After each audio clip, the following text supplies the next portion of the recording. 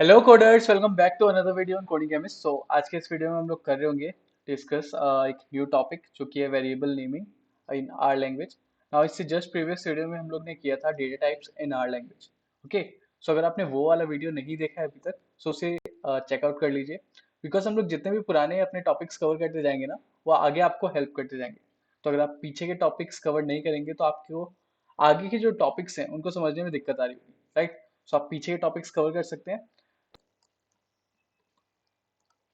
Variable naming and are, okay. इनको हम लोग आइडेंटिफायर भी बोलते हैं, राइट। तो आइडेंटिफायर एक्चुअली एक बड़ा डोमेन है वेरिएबल का, राइट। आप ऐसे बोल सकते हैं कि हर एक वेरिएबल एक आइडेंटिफायर है, बट हर एक आइडेंटिफायर एक वेरिएबल नहीं है। ओके, ये चीज डिटेलिंग अभी नहीं करते हैं। जब हम लोग आगे टॉपिक्स पढ़ेंगे, क्लासेस, फंक्शंस, तो आपको और ज्यादा क्लियर होगा कि आइडेंटिफायर और वेरिएबल में डिफरेंस क्या है। अभी के लिए आप बस इतना जान लीजिए कि वेरिएबल एक एंटिटी होती है जो कि data, different different data type की वैल्यूज को स्टोर करके रख सकती है, right. On the other hand identifier क्या होता है? आइडेंटिफायर किसी भी एंटिटी को एक कोड में आइडेंटिफाई करने की यूज आता है, राइट। जैसे वो उसका नेम ही बता रहा है, आइडेंटिफायर। दैट मीन्स वो आइडेंटिफाई करने के यूज में आएगा। तो अगर आपको एक फंक्शन को आइडेंटिफाई करना है तो उसका एक नाम होगा, आइडेंटिफायर। अगर आपको एक क्लास को आइडेंटिफाई करना है तो उसका एक नाम होगा, आइडेंटिफायर। अगर आपको एक वेरिएबल को आइडेंटिफाई करना है तो उसका एक नाम होगा, आइडेंटिफायर। दैट मीन्स आइडेंटिफायर एक बड़ा डोमेन है एंड वेरिएबल उसका एक पार्ट है, राइट। ओके, अगर आपको ये अभी कंफ्यूजिंग भी लग रहा है तो डोंट वरी, आगे हम लोग सब कुछ कवर करने वाले हैं। सो अभी आपको बिल्कुल भी टेंशन लेने की जरूरत नहीं है। अभी हम लोग फोकस करते हैं वेरिएबल नेमिंग इन आर।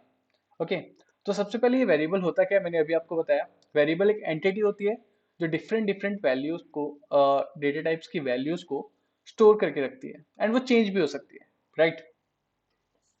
सो वो होता है हमारे वेरिएबल। और सेम है, अगर आपने मैथ्स में पढ़ा होगा variables, X Y Z, okay, जिनको हम लोग यूज करके डिफरेंट डिफरेंट जो अपनी मैथमेटिकल कैलकुलेशंस हैं वो करते थे। सिमिलरली आर लैंग्वेज में या किसी भी लैंग्वेज में हम लोग अपनी वैल्यूज को स्टोर करने के लिए उनको एक नेम दे देते हैं रेफरेंस के लिए, राइट। तो उसी चीज को हम लोग यहाँ पे बोलते हैं वेरिएबल्स। ओके, जस्ट एक कंटेनर समझ लीजिए। कंटेनर में हम लोग कुछ वैल्यू ऐड कर रहे हैं। ओके, जैसे घर में किचन है, किचन में आपने एक बॉक्स लिया, बॉक्स में आपने आटा रख दिया। तो वो बॉक्स क्या हो गया? उसका वेरिएबल, उसका कंटेनर।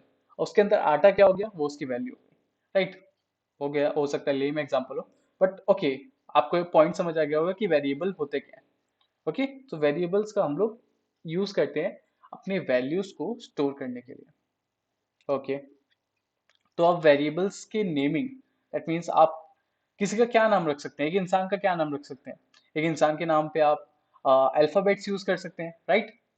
आजकल तो नंबर भी यूज हो रहे हैं, but okay, that's not the case. So अब एक वेरिएबल नेम के लिए आप क्या यूज कर सकते हैं एक लैंग्वेज में, राइट। तो इसके लिए लैंग्वेजेस के पास अपने अपने रूल्स हैं। ओके, सो आर के पास भी अपने रूल्स हैं। जनरली सबके पास कॉमन रूल्स होते हैं, आज थोड़ा सा इसमें डिफरेंस है। तो रूल्स क्या बोलता है कि आप एक वेरिएबल नेम के लिए, okay, to name a variable you can use alphabets. Okay, ये अल्फाबेट्स में आपके कैपिटल स्मॉल दोनों आ जाते हैं, राइट। उसके बाद आप यूज कर सकते हैं डिजिट्स का, 0 से 9 आप डिजिट्स का भी यूज कर सकते हैं। उसके बाद आप यूज कर सकते हैं अंडरस्कोर का। ओके, ये अंडरस्कोर बटन अगर आपको नहीं पता तो आ, जीरो के राइट साइड पे, अगर आप अपना मेन कीबोर्ड चेक करेंगे तो जीरो के राइट साइड पे जो आपके पास बटन आता है उसको आप शिफ्ट के साथ प्रेस करेंगे तो आपके पास अंडरस्कोर आता है, राइट। एंड आप यूज कर सकते हैं पीरियड का। ना, प्रोग्रामिंग में ये जो डॉट है इसको हम लोग पीरियड बोलते हैं। ओके, आप लोग इसे फुल स्टॉप भी बोल सकते हैं, डॉट भी बोल सकते हैं, जो भी आप रेफरेंस करना चाहें। तो ये चार चीजों का यूज करते हुए आप लोग किसी भी वेरिएबल को नेम कर सकते हैं। नो स्पेशल कैरेक्टर अलाउड, आप इन चार चीजों का ही यूज कर सकते हैं। ओके, नाउ सेकेंड रूल क्या बोलता है आपका? Variable name can start with alphabets और आपका पीरियड। ओके, सो आपका जो कोई भी वेरिएबल नेम है अगर आपको आर में लिखना है, सो आप स्टार्ट कर सकते हैं अल्फाबेट के साथ या फिर पीरियड के साथ। बट पीरियड के साथ आपके पास एक यहाँ पे कंडीशन है, should not be followed by the number. That means कि अगर आप किसी वेरिएबल के नेम को पीरियड के साथ या फिर डॉट के साथ स्टार्ट कर दें तो उसके तुरंत बाद नंबर नहीं आना चाहिए। ओके, सिर्फ यहीं पे। दैट मीन्स अगर आप जो डॉट है उसको वेरिएबल नेम में और कहीं भी यूज कर दें तो आप उसको नंबर के साथ फॉलो कर सकते हैं, राइट। बट स्टार्टिंग में अगर आप डॉट का यूज कर रहे हैं तो उसके बाद तुरंत कोई नंबर नहीं आना चाहिए। तो ये दो रूल थे स्टार्ट करने के लिए। उसके बाद you can not start a variable name with underscore. Okay, so आप किसी भी वेरिएबल नेम को अंडरस्कोर के साथ स्टार्ट नहीं कर सकते। ओके, किसके साथ स्टार्ट कर सकते हैं, अल्फाबेट्स या फिर पीरियड के साथ। ओके, तो अब आपको ये सब रूल समझ आ गए होंगे।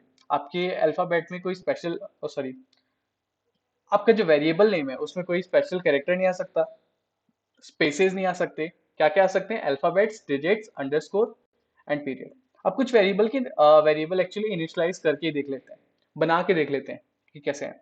फॉर एग्जाम्पल मैं सिंपल सा अगर यहाँ पे लिख दूं माई वेर इक्वल्स टू 10, हो गया, आपका वेरिएबल क्रिएट हो गया ना। अगर आपने कि कोई और लैंग्वेज की होगी जैसे सी प्लस प्लस, जावा, तो आपने एक्चुअली उसमें देखा होगा कि आपको यहाँ पे डेटा टाइप स्पेसिफाई करने पड़ते थे, राइट। अगर आपने वो कर रखा है, तो नहीं कर रखा है तो डोंट वरी, मैं उन लोग के लिए बता रहा हूँ जिन्होंने वो लैंग्वेज कर रखी है। सो आपको वहाँ पे डेटा टाइप स्पेसिफाई करने पड़ते हैं। जैसे आप यहाँ पे ये न्यूमेरिक डेटा आपको दिख रहा है, तो वहाँ पे आपको स्पेसिफाई करना पड़ता है कि ये वेरिएबल मैं एक न्यूमेरिक टाइप का बना रहा हूँ। ऐसा इसलिए बिकॉज वो जो लैंग्वेजेस हैं वो स्टैटिकली टाइप लैंग्वेजेस है, स्टैटिकली टाइप्ड लैंग्वेजेस हैं। Okay, on the other hand हमारी जो आर प्रोग्रामिंग लैंग्वेज है ये सिमिलर है आपके पाइथन के, ये एक डायनेमिकली टाइप्ड लैंग्वेज है। दैट मीन्स इसमें आपको पहले से बताना नहीं पड़ता कि आप इस पर्टिकुलर वेरिएबल में किस टाइप का डेटा रखेंगे।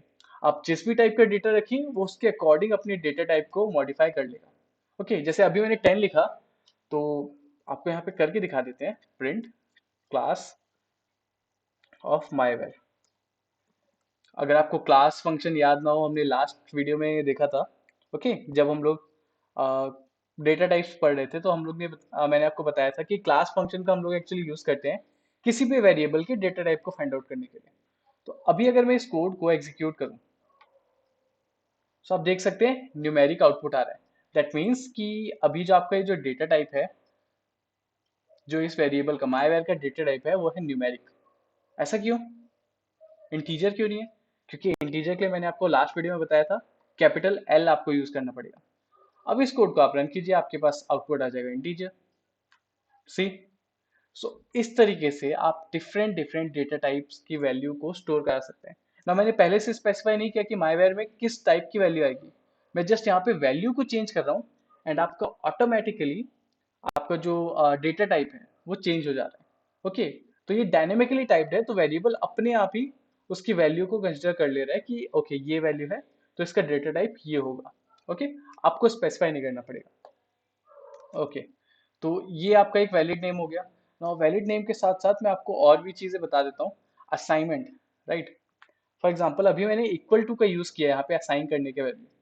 असाइनमेंट, ये जो आपको सिंगल इक्वल दिख रहा है, इसका मीनिंग है कि मैं ये जो 10 वैल्यू है, इंटीजर वैल्यू है, ये इस वेरिएबल को असाइन कर रहा हूँ। ओके, ना यहाँ पे मैं फॉर एग्जांपल एक और वेरिएबल नेम लिखता हूँ, डॉट फर्स्ट इक्वल्स टू, मैं यहाँ पे लिख लेता हूँ हेलो। ओके, तो मैंने इसको एक कैरेक्टर वैल्यू दे दी। अब अगर मैं क्या करूंगा यहाँ पे प्रिंट कर दूंगा class of dot first, right. So अब इसको रन करते हैं। सबसे पहले तो आप ये देखिए क्या ये वेरिएबल वैलिड है, दैट मीन्स इसका जो नेम है वो वैलिड है।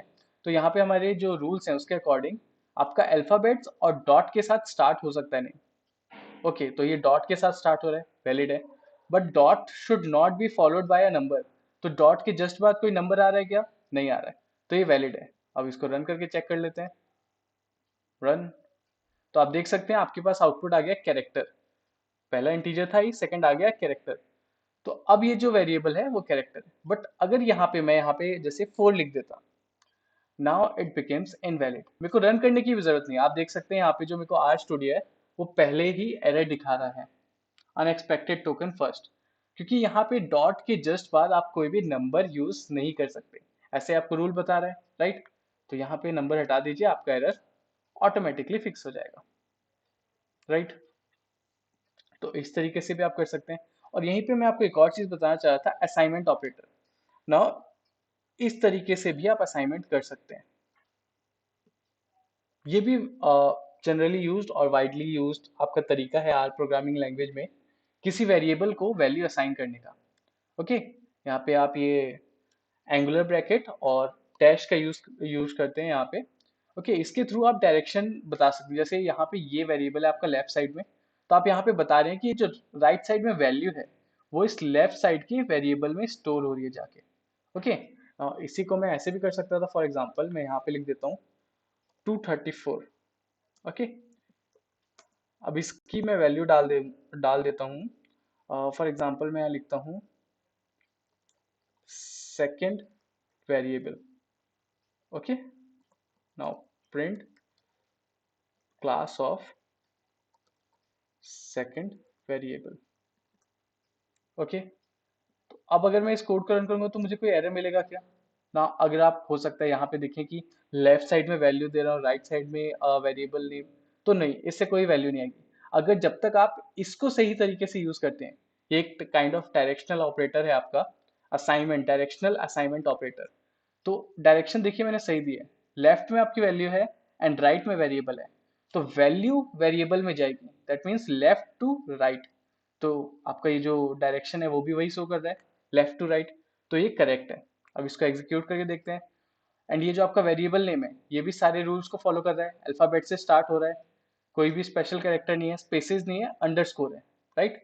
तो इसको भी रन करके देखते हैं। देखिए आपके पास आउटपुट आ गया न्यूमेरिक, तो ये भी करेक्ट था। सो इस तरीके से आप जो है अपने वेरिएबल नेम्स को क्रिएट कर सकते हैं ना। यहीं पे अगर मैं सेकंड के आगे एक अंडरस्कोर लगा देता तो ये इनवैलिड वेरिएबल नेम हो जाता। ऐसा क्यों? बिकॉज मैंने यहाँ पे लिखा है you can not start a variable name with underscore. ये देखिए आपके पास यहाँ पे एरर आ चुका है, अंडरस्कोर आप यूज नहीं कर सकते। ओके, सो ये जो रूल्स हैं आपको याद रखने हैं जब भी आप किसी वेरिएबल को नेम करेंगे आपके कोड में, राइट, या फिर यूज करना चाहेंगे अपने कोड में, तो आपको ये सारे जो रूल्स हैं वेरिएबल नेमिंग के वो याद रखने हैं आर प्रोग्रामिंग लैंग्वेज में, राइट। और असाइनमेंट के 3 तरीके मैंने आपको बताया, सिंगल इक्वल टू, ओके, इसमें आपका वेरिएबल लेफ्ट साइड पे रहेगा और आपका जो वैल्यू है राइट साइड पे। इसके बाद ये डायरेक्शनल असाइनमेंट ऑपरेटर, इसका भी आप यूज कर सकते हैं। अगर आप लेफ्ट साइड पे वेरिएबल लिख रहे हैं तो ये लेफ्ट साइड पे डायरेक्ट करेगा वैल्यू को, अगर आप राइट साइड पे वेरिएबल लिख रहे हैं तो राइट साइड पे डायरेक्ट करेगा वैल्यू को। ना आपको जो भी कन्वीनियंट लगे आप उसको यूज कर सकते हैं असाइनमेंट के लिए, एज सच उसमें ज्यादा कोई डिफरेंस आएगा नहीं। सो ये आपके ऊपर है कि आपको क्या यूज करना है, राइट। ओके, इसी के साथ हम लोग देख लेते हैं कुछ और आपके वेरिएबल नेम। आप लोग कमेंट कर सकते हैं कि ये वैलिड वेरिएबल नेम है कि नहीं। फॉर एग्जाम्पल मैं यहाँ पे लिख देता हूँ .1 माईवेर। ओके, यहाँ पे अगर मैं लिख देता हूँ my.toWhere, यहाँ पे अगर मैं लिख देता हूँ my.to_where, then I write where1 first where। Okay, so अब आपको बताना है कि इनमें से कौन कौन से वैलिड वेरिएबल नेम है एंड कौन कौन से इनवैलिड वेरिएबल नेम है।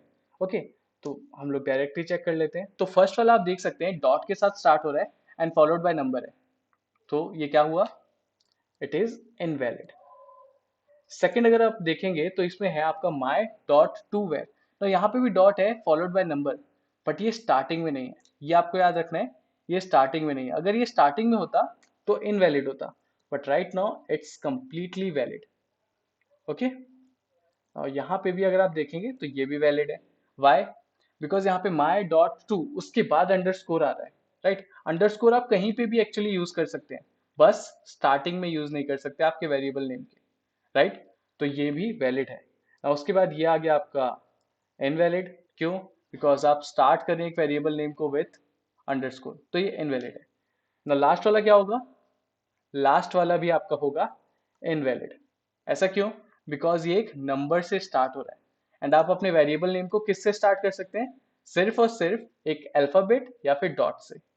ओके, तो यहाँ पे नंबर आ रहा है तो इसीलिए ये इनवैलिड हो गया। ओके, सो आई होप आपको समझ आ गया होगा कि हम वेरिएबल्स को नेम कैसे करते हैं अपने आर प्रोग्रामिंग लैंग्वेज में, उसके क्या क्या रूल्स हैं। अगर आपको अभी भी रूल्स थोड़े कंफ्यूजिंग लग रहे हैं तो डोंट वरी, मुझे भी स्टार्टिंग में कंफ्यूजिंग लगे थे, बिकॉज एक्चुअली इसमें जो रूल्स हैं वो बाकी लैंग्वेजेस से थोड़े से अलग हैं। सो आपको हो सकता है थोड़ा टाइम लगे, बट आप कंटिन्यूसली प्रैक्टिस करेंगे तो आपको ये रूल्स आसान लगेंगे एंड याद हो जाएंगे। ओके, एज सच इसमें कोई डिफिकल्ट टास्क नहीं है। और ये असाइनमेंट जो मैंने आपको बताया, असाइनमेंट करने का तरीका, ये भी बहुत ही सिंपल है एक्चुअली, इसमें कुछ हार्ड नहीं है, जैसा कि मैंने आपको बताया। अगर आप इसे थोड़ा सा यूज करेंगे तो आप भी कंफर्टेबल हो जाएंगे आर प्रोग्रामिंग लैंग्वेज के साथ। Okay, so that's all for this video. अब हम मिलेंगे अगले वीडियो में with a new topic. Till then keep learning and keep coding. Bye bye.